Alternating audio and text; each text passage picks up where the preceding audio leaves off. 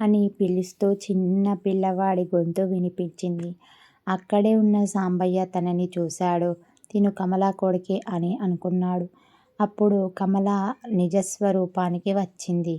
కమల దగ్గరికి వచ్చి, అమ్మా, నన్ను ఎందుకు వదిలేసి వెళ్ళిపోయావు అని అడిగాడు.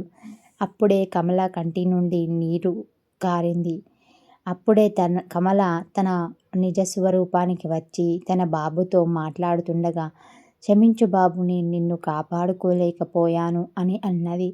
అప్పుడే కమల తన కొడుకుతో మాట్లాడుతుండగా, సాంబయ్య తనని ఎలాగైనా ఈ లోకం నుంచి పంపేయాలని చూశాడు.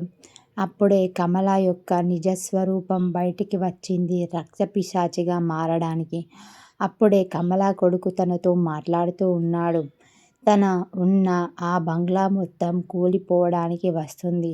ఆకాశంలో మెరుపుల శబ్దం వస్తుంది. అయితే కమల తను ఎంతో బాధ, ప్రేమతో తన కొడుకుతో చాలా అనురాగంతో ఉంది. నన్ను క్షమించు బాబు, నేను నిన్ను కాపాడుకోలేకపోయాను. అప్పుడే బంగ్లా మొత్తం నిశ్శబ్దంగా మారింది.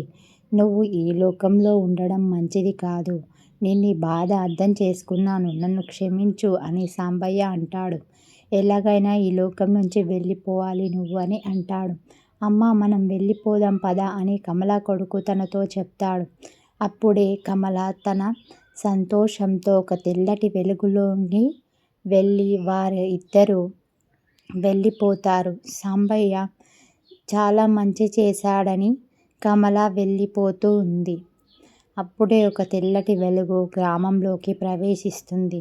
అక్కడ ఉన్న ఆ గ్రామంలో ఆ పాడుబడ్డ బిల్డింగ్ మొత్తం కూలిపోతూ ఉంది.